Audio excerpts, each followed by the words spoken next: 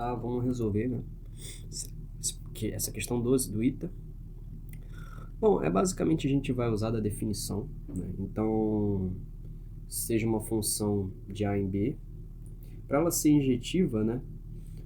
Para todo x1, x2 pertencente a A, com x1, se x1 ele for diferente de x2, então f de x1 ele vai ser diferente de f de x2. Essa é a definição de injetividade para uma função f ser injetora, né?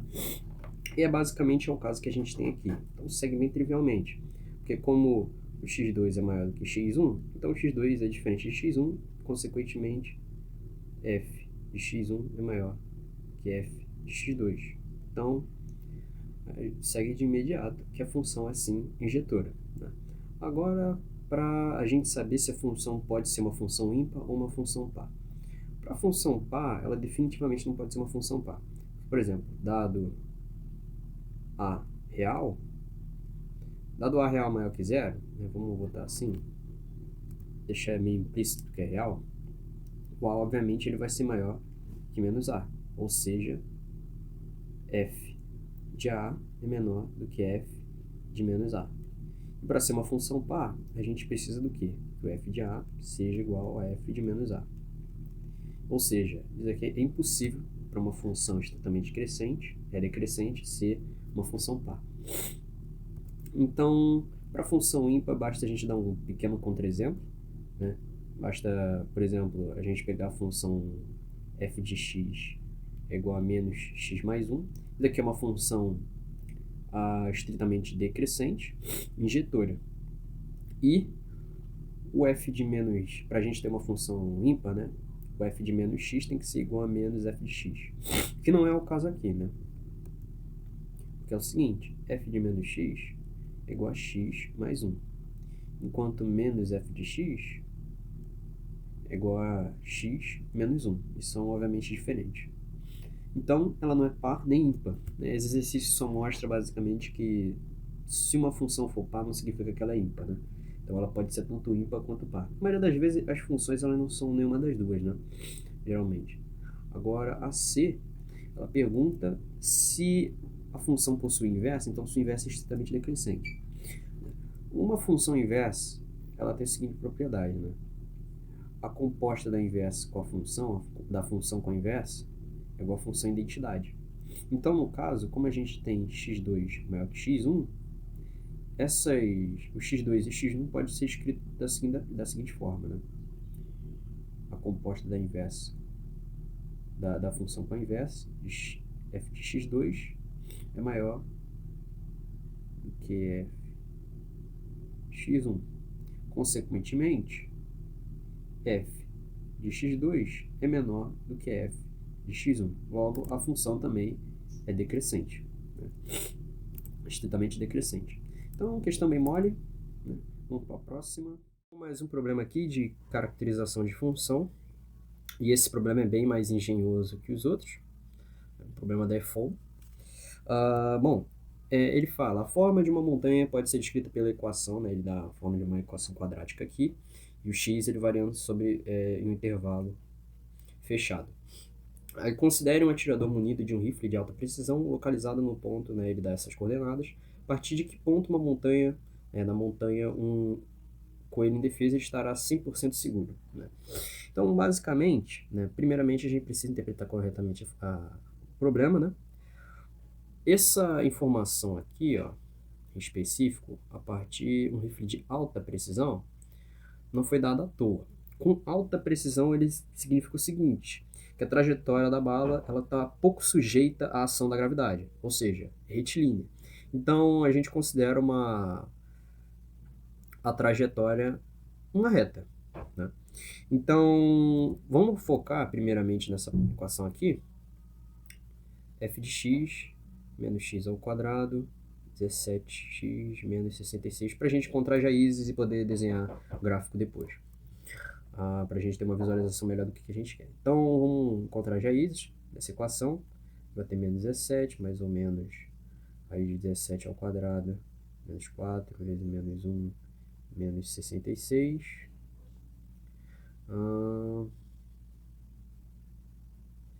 menos 2. Aí aqui vai ser 289, aqui vai ser 264. Aí a gente vai ter o seguinte, eu vou tirar o x1 daqui, a gente vai ter x igual a menos 17, 289 menos 264, 25, 25 vai estar mais ou menos 5 aqui, sobre menos 2. A gente vai ter o que? X1 vai ser igual a 6 e x2 igual a 11. Então a gente encontrou essas duas raízes. A gente vai desenhar um gráfico. Opa! A gente vai desenhar o gráfico, né, essa função. Então vamos ver como isso vai ficar. Vamos encontrar logo, né, como o coeficiente aqui é menor que zero, então a gente vai ter um ponto de máximo, né? Então vamos encontrar o x do vértice para encontrar depois o y do vértice. O x do vértice vai ser a média, né? X mais 11 sobre 2, aqui é 17 sobre 2. O y do vértice, a gente não precisa necessariamente encontrar o y do vértice, mas fazer as contas aqui só para a gente ter o valor de qualquer modo. Não precisar fazer as contas depois. 17 sobre 2 menos 66. Eu vou deixar o 17 em evidência aqui. 17 menos 17 sobre 4 mais 17 sobre 2 menos 66. Isso aqui vai dar 17 sobre 4. Isso aqui vai dar 17 vezes 17 sobre 4 menos 66. Vai dar 289 sobre 4 menos 66. Isso daqui vai dar 25 sobre 4. Isso daqui é o y do vértice. Isso daqui é o x do vértice. Então vamos desenhar o gráfico, né? Eu vou colocar, a gente vai ter algumas partes nessa questão. Então, isso daqui vai ser a parte 2. Ok, vamos lá. A gente vai ter isso daqui. E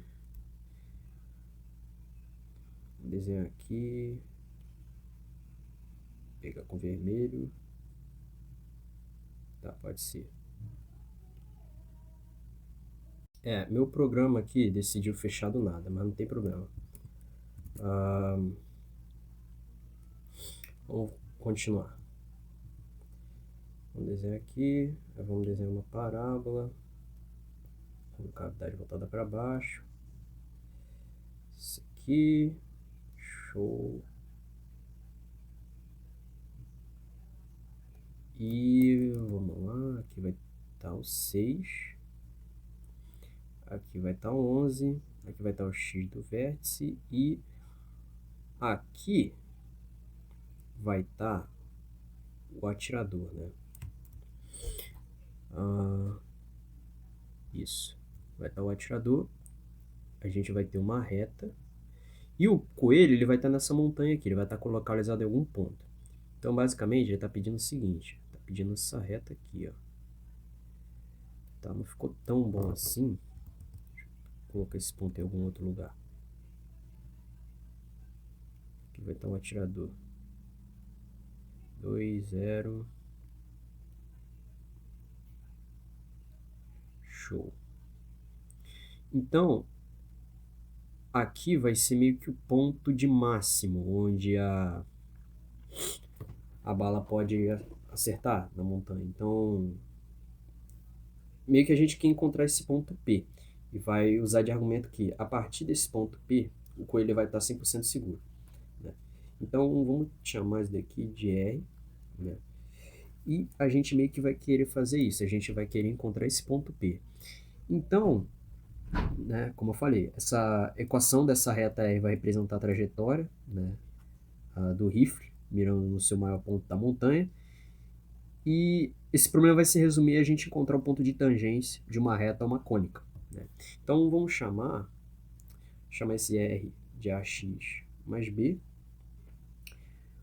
Como é dado que o P2 ele pertence a essa reta, então a gente vai substituir, a gente vai ter o seguinte, 2A mais B é igual a 0, vai implicar o quê? Que B vai ser igual a menos 2A.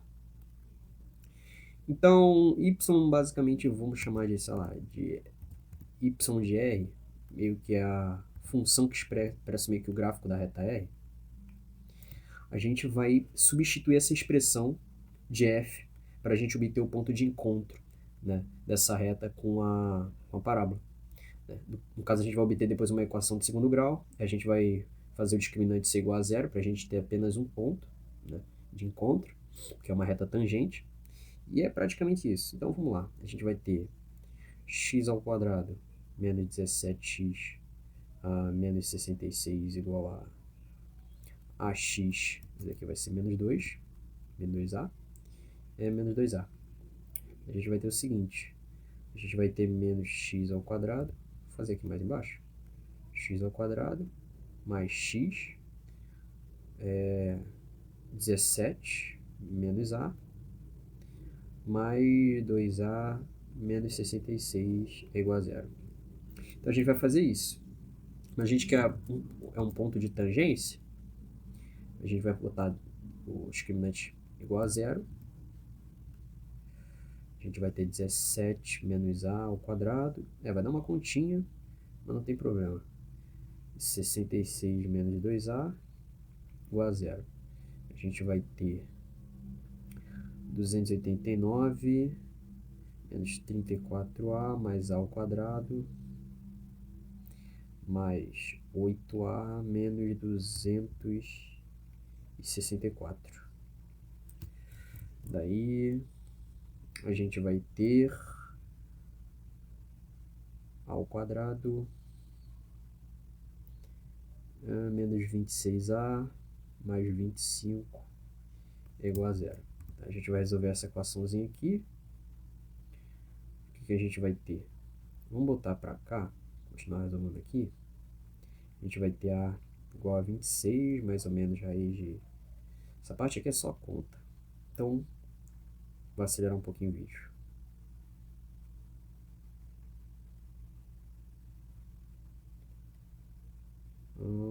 Dois.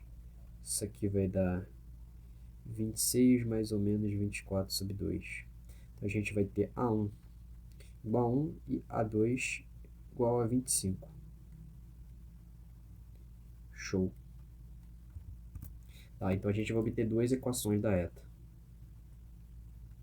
Vamos ter duas equações. A gente vai ter que a reta, vou botar R1, vai ser igual a 25x menos 50. E R2 é x menos 2. Então, observe o seguinte. A gente agora vai ter que fazer uma eliminação aqui, entre um e outro. A gente consegue fazer isso bem fácil graficamente, né? Observando graficamente. Então, observe o seguinte.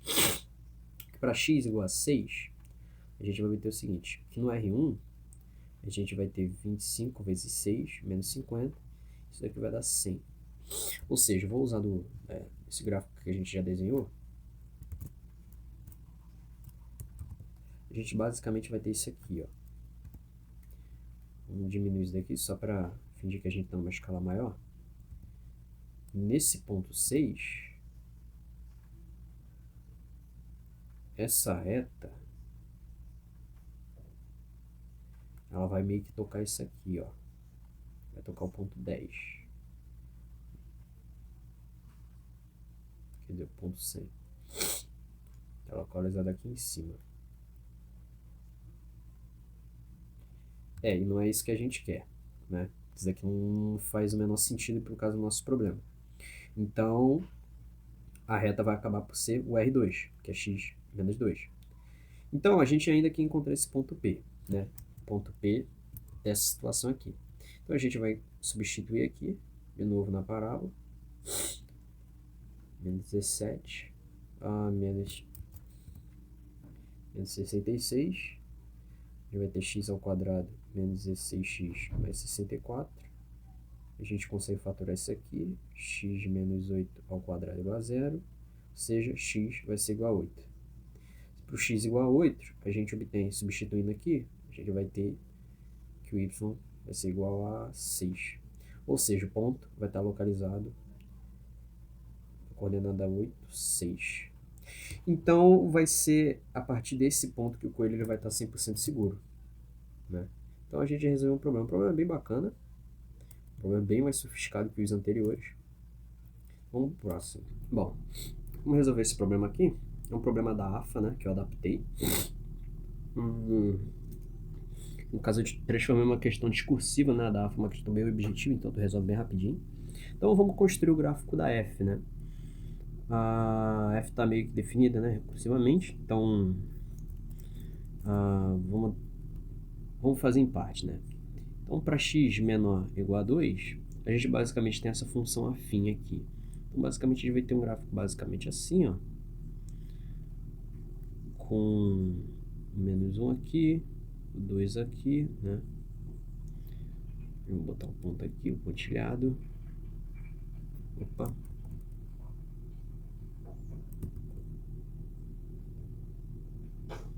E é o seguinte, aqui vai estar, né, quando x é igual a 0, a gente vai estar aqui no y igual a 3.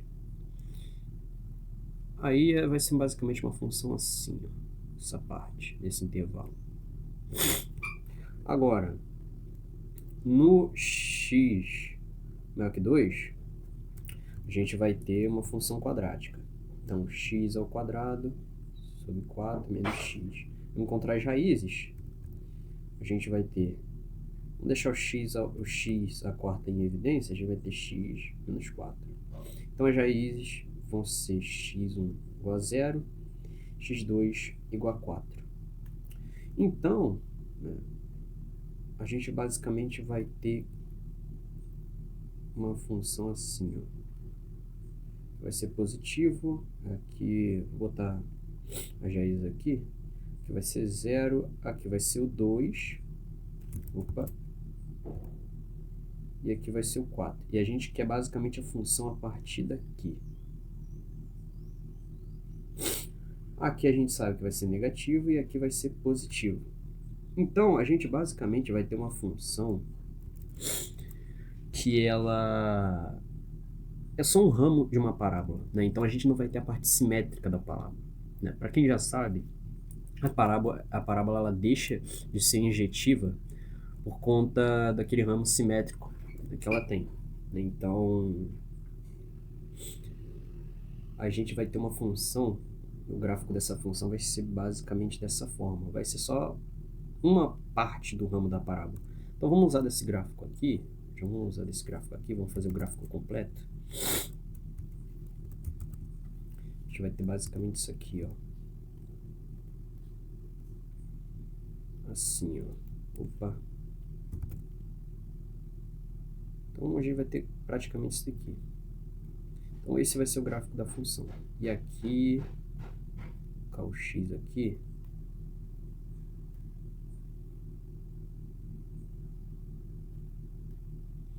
Aqui vai ser a raiz.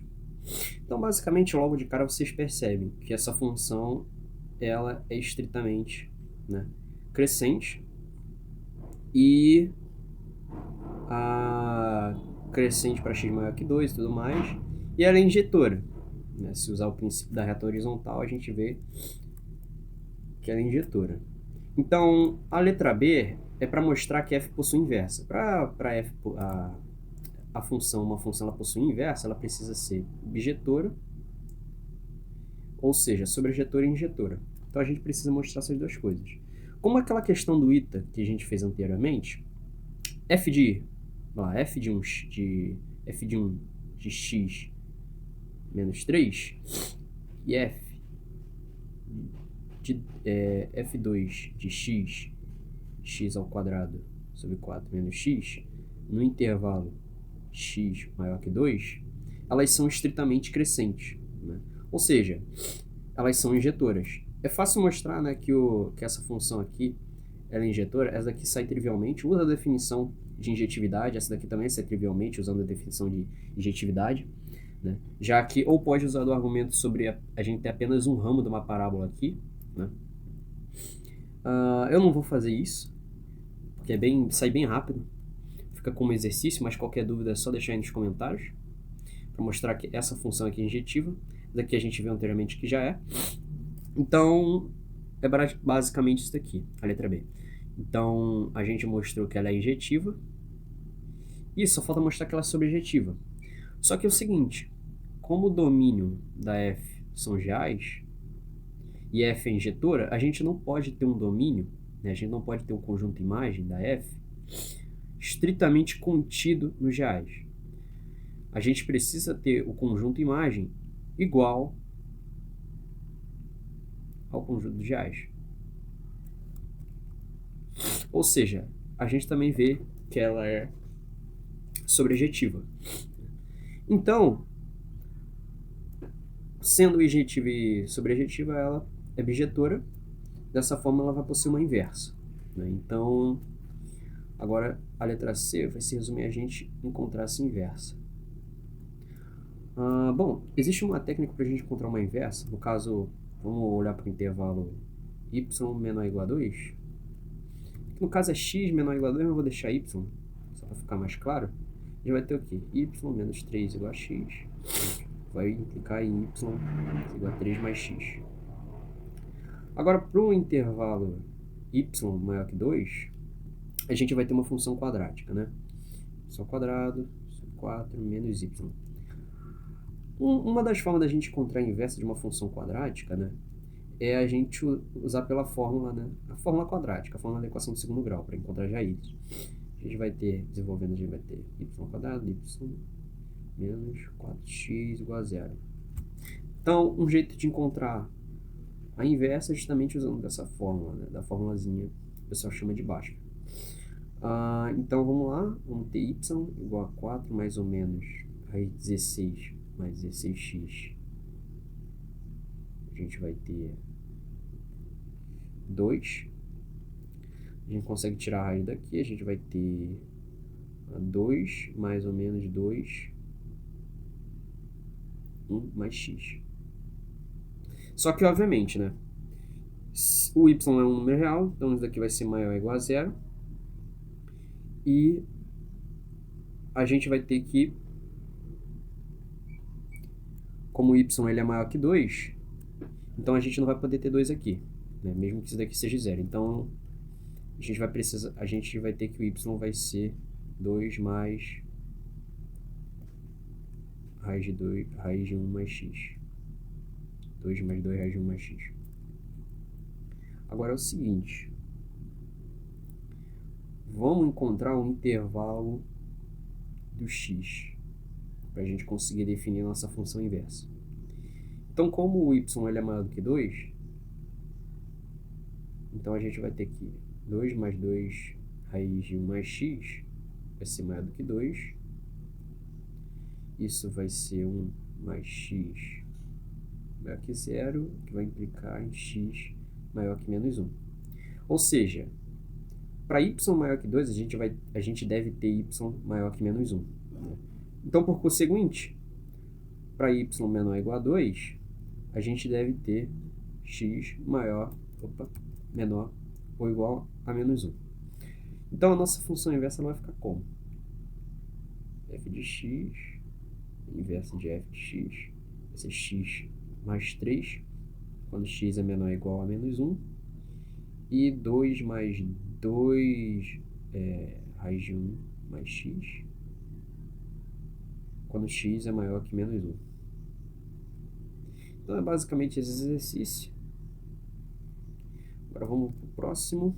Bom, para essa questão a gente vai ter que determinar a imagem da função f definida por f de x e tudo mais. A gente vai ter que determinar o conjunto, né, imagem. Logo de cara, só para deixar claro isso aqui, vai ser uma função limitada, né? Não vou dar a definição de uma função limitada, mas é basicamente uma função f de x. Ela está limitada por 2 escalares. Então, como a função seno mesmo, né? Uma função limitada, que está limitada entre 1 e menos 1. Então, vamos lá. Determine a imagem da função f, definida pelo seguinte. Então, a gente vai ter 3 casos, né?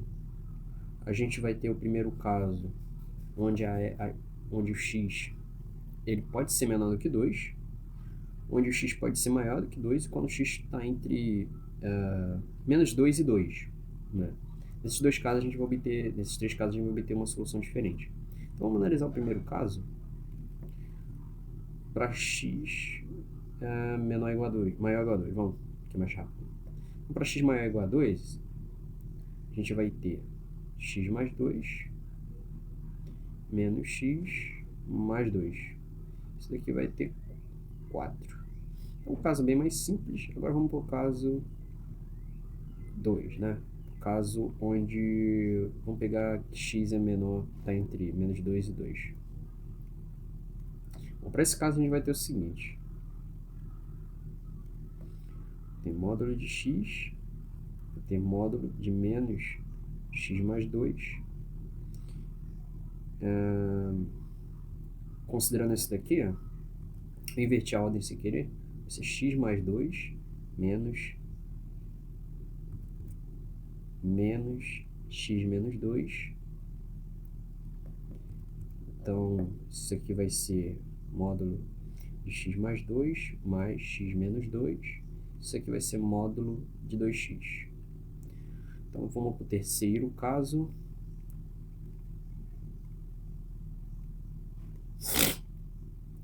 Para x menor que menos 2. Então, vamos ter o seguinte. Módulo de x de menos x mais 2 menos x menos 2. Isso vai ser menos x menos 2 mais x menos 2. Isso aqui vai dar 4 também. Ou seja, a gente vai ter uma função definida recursivamente dessa forma. 4 quando x é menor do que 2 ou x maior ou igual a 2. E módulo de 2x para todo x nesse intervalo de menos 2, aberto, fechado em menos 2 e aberto em 2.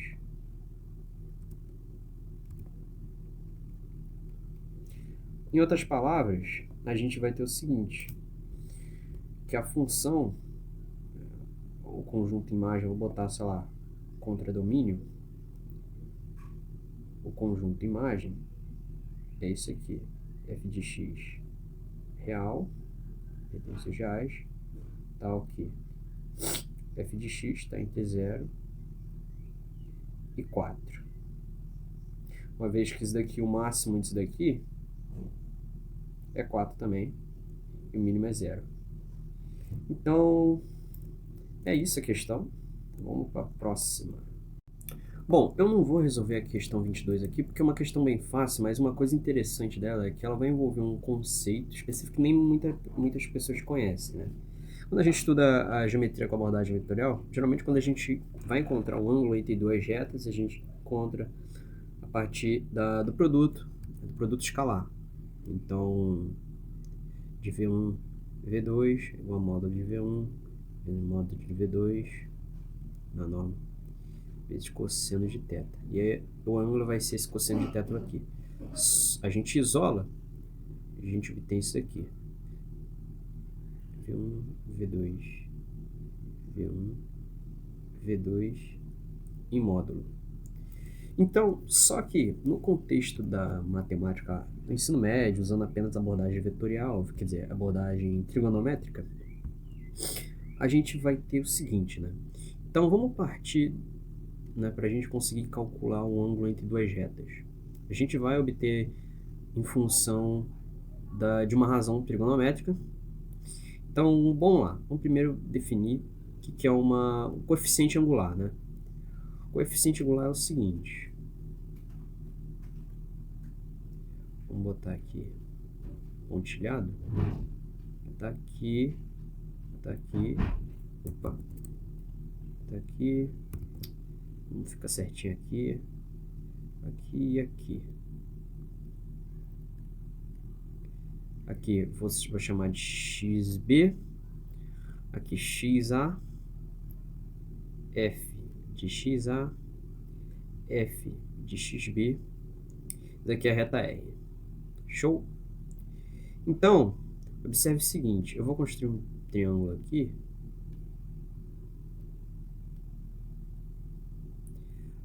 Aqui vai ser alfa. Aqui também vai ser alfa. Então, essa medida aqui, f de xb menos f de xa, e aqui é xb menos xa, ou o módulo de xa menos xb. Aqui é análogo. Então, nesse triângulo aqui, quando a gente aplica a tangente desse triângulo, tangente de alfa, a gente vai ter o seguinte: alfa é igual a f de xb menos f de xa sobre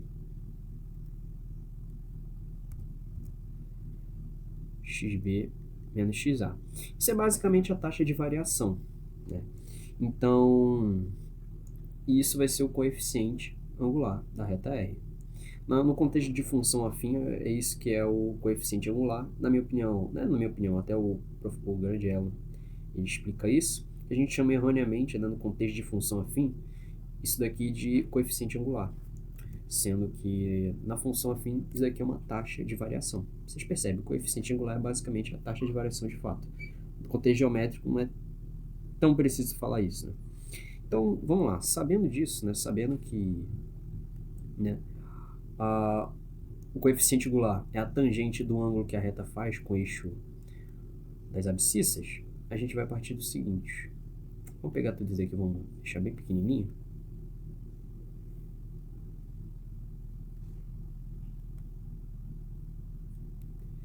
E vamos separar isso aqui.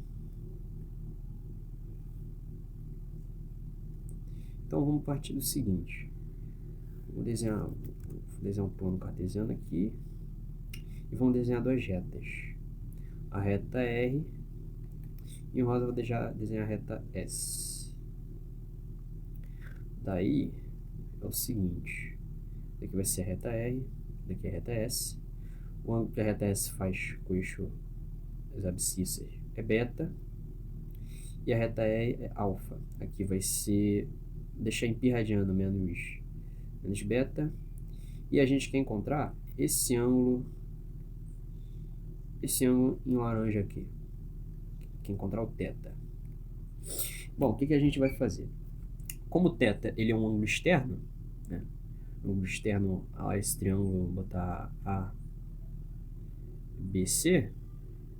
Então o θ vai ser igual a π radiano, vou falar só π, menos beta, né? Só que reescrevi da forma direta para ficar mais conveniente para fazer depois.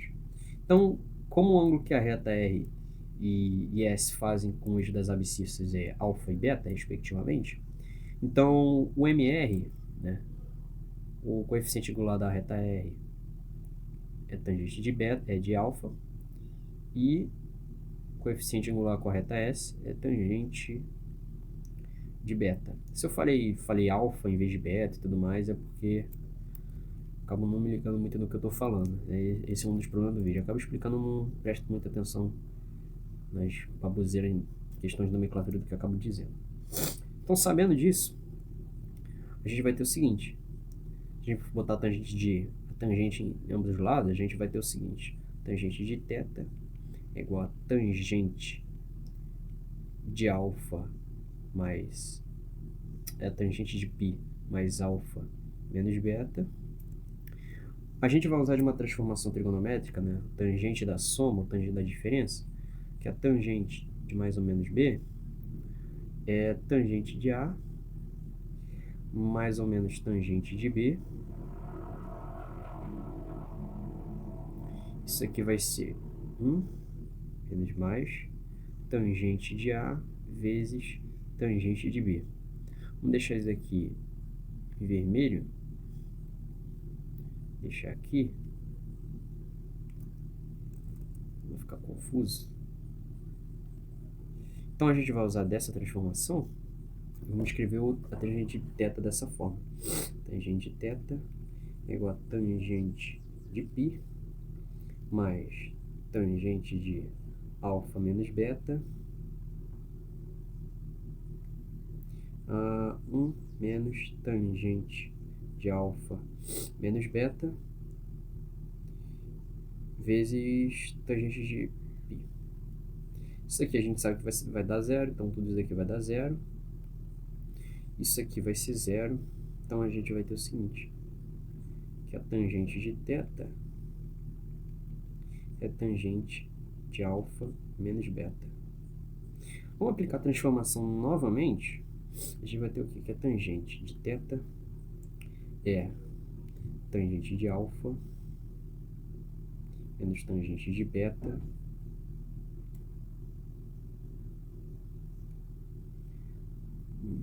mais tangente de alfa vezes tangente de beta. Mas observe o seguinte, eu estou em uma situação qualquer, tá? Estou em uma situação qualquer aqui. Então o alfa ele pode ser tanto maior do que o beta, maior ou igual a beta, quanto o beta pode ser maior ou igual a alfa. Em qualquer uma das situações, a gente não sabe, né? Porque a gente está numa situação qualquer. Então a gente vai botar em módulo. Então a gente vai ter tangente de θ igual a módulo. Eu não vou escrever direto que o tangente de alfa é o coeficiente angular da reta R, tangente de beta é o coeficiente angular da reta S. Então a gente vai ter MR menos MS 1 mais MR vezes MS. Então é assim que a gente encontra um ângulo formado entre as retas RS. Vai ser, a gente consegue encontrar tudo em função do coeficiente angular delas. Então, na questão 22, se não me engano é a questão 22 ou 21 e 22, ele pede para encontrar a equação da reta que é perpendicular a uma outra reta lá que é dada a equação dela.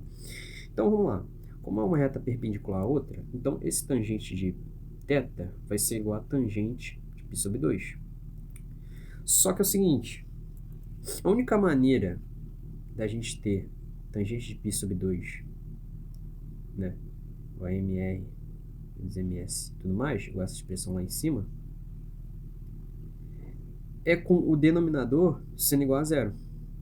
Então, a gente vai ter que um MR vezes MS mais 1 é igual a zero, vai implicar que MR vezes MS é igual a menos 1. Ou seja, a gente chega numa conclusão bem interessante, que se o produto dos coeficientes angulares de duas retas for igual a menos 1, as retas são perpendiculares. Então, praticamente isso, vocês aplicam direto essa formulazinha que acabei de deduzir na questão e vocês resolvem. Então, na segunda parte da resolução da lista é isso. Essas aqui foram as questões mais difíceis, né, entre aspas. E para o próximo vídeo vamos resolver as últimas questões que contêm as questões realmente mais complicadas da lista. Então é isso.